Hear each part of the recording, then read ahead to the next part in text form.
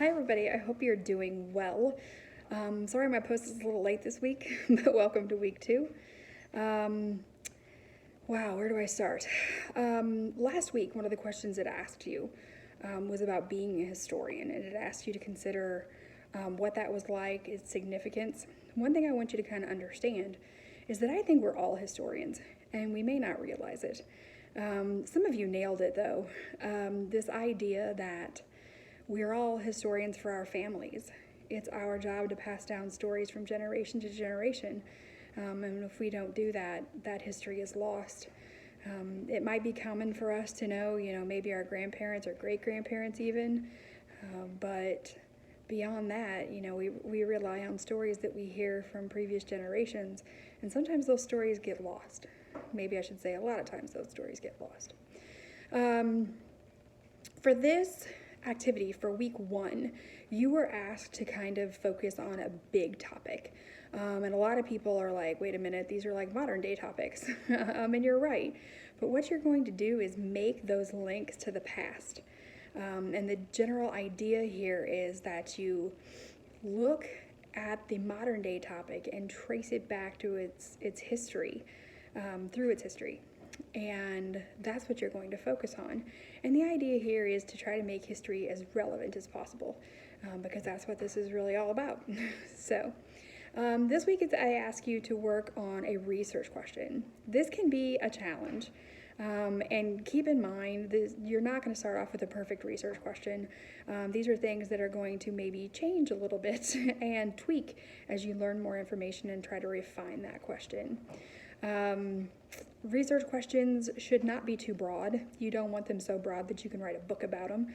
You don't want them so narrow that you can answer them with a simple yes or no, or maybe a phrase. You have to find sort of a happy medium.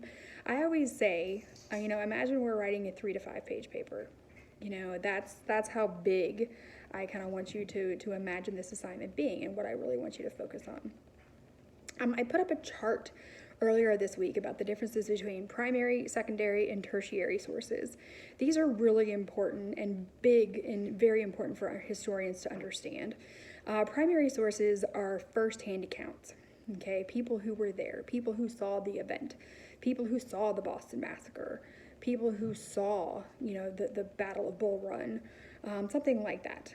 Secondary sources have analysis, where people have read those primary sources and provided some kind of analysis to them.